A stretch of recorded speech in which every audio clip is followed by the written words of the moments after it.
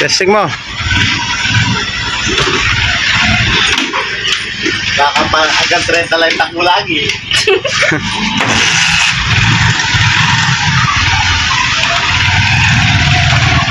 Birit mo pare. Sa kapila. Tapos diretso yung chlorine. Ano yan? Ano pare? Bumabatak na. Maganda na bumatak. Masyadong na ano eh. Mamaya tayo eh. Pero maganda na yung performance. So yung mga boss, maganda na daw yung performance. Kumusta kayo mga padreng? At welcome back na naman sa ating channel. Isang magandang umaga. Alas 6 pa lang na umaga may dinala na rito TMX Supremo. Ang issue ng motor ni padreng, ginagamit niya kapag gumamit siya ng headlight, ayun nga, pumapalya. Tapos yung RPM daw tumataas ng ganun.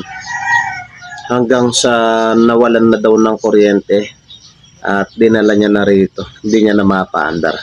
O yung gagawin natin, nagkakapilang tayo. So abang-abang. So yan, TMX Supremo, tuluyan ng nawalan ng kuryente. Paano nga ba i-troubleshoot? Kapag to-troubleshoot ng ganyang klase ng issue ng motor mga boss, dapat hindi natin hinuhulaan yan. Dapat step by step tutumbukin natin yung eksaktong sira niyan.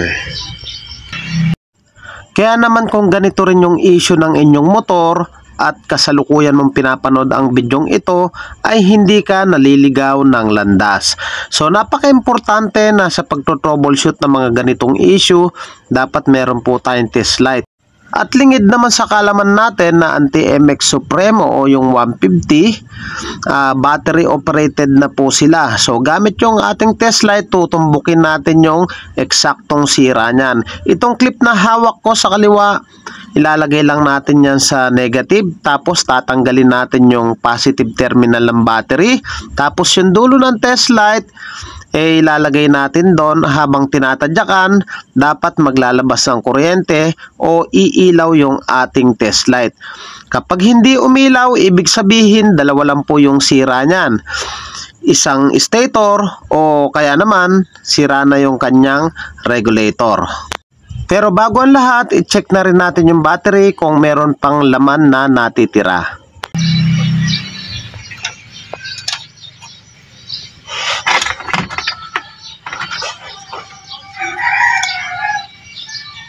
At sa pagkakataong yan mga padreng, confirm natin walang laman yung ating battery. So ituloy natin yung proseso, tadyakan natin yan.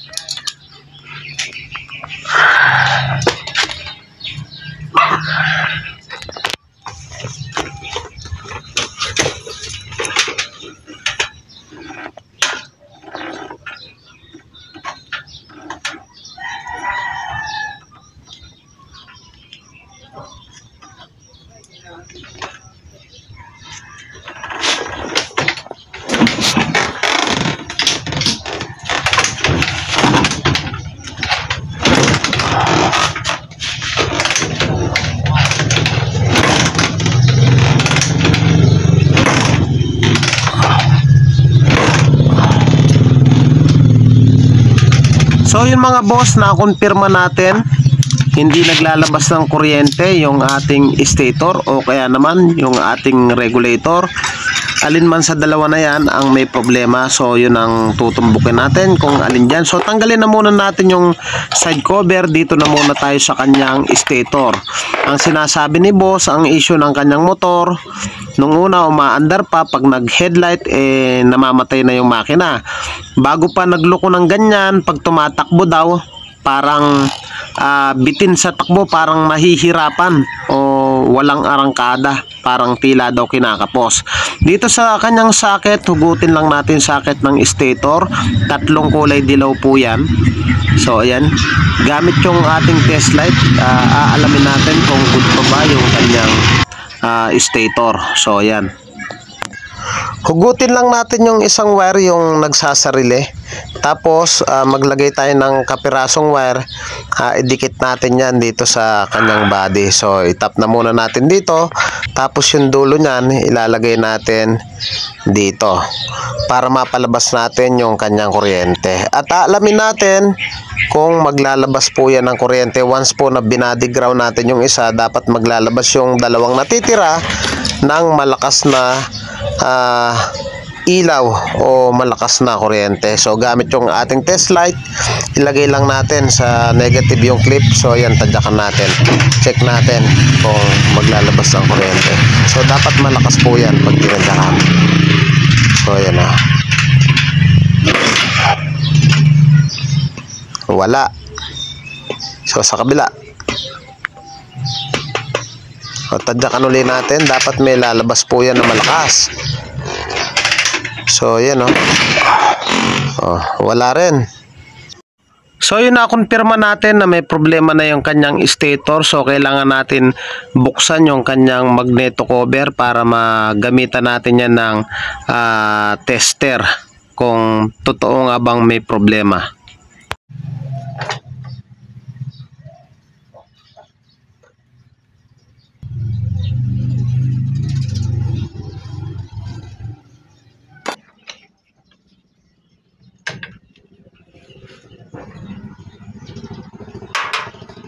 So ito yung bagong stator ni boss. Nabili niya sa halagang 1,100.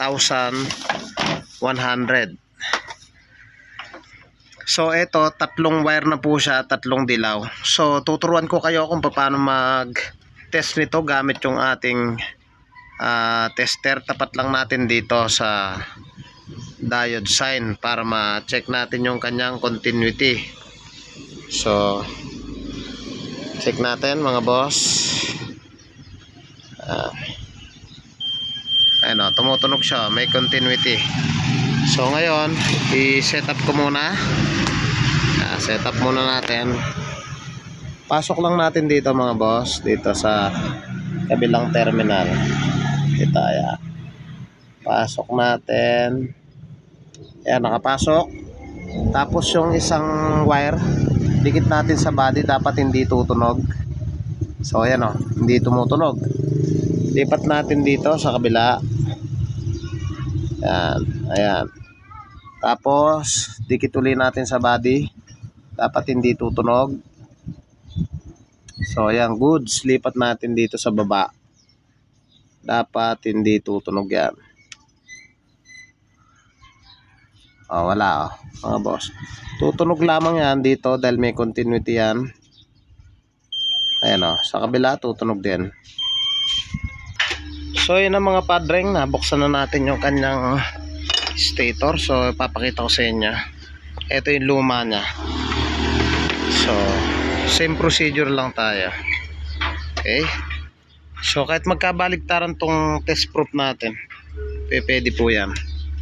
So pasok lang natin dito sa kabila, dito atas.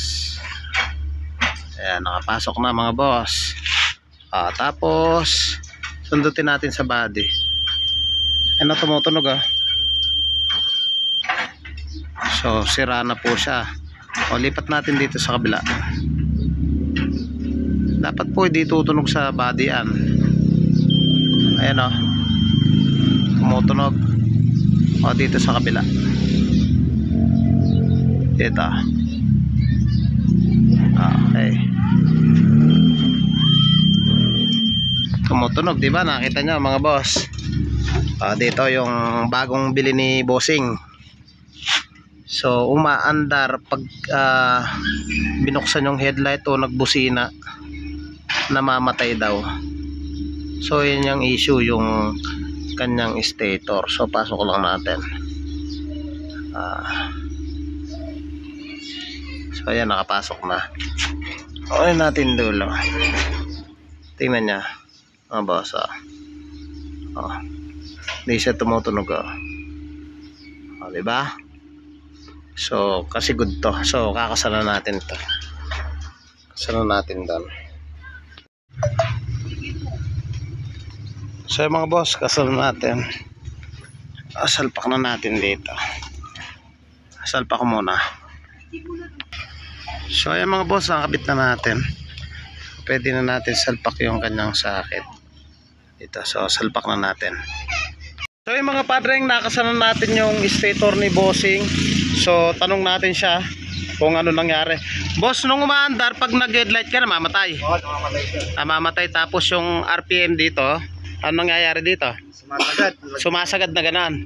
Tapos pag nag-headlight ka na, Mamatay na siya. patay na siya nan. Hanggang sa hindi na siya umandar.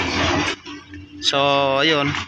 Pag nag-headlight, namamatay hanggang sa tuluyan ng hindi umandar. So, yun nga, na-trace natin, stator yung sira. So, nakita nyo naman sa video kung paano mag-trace nun. So, paki-start mo, boss. Shout out sa HPM Toda. Ayan.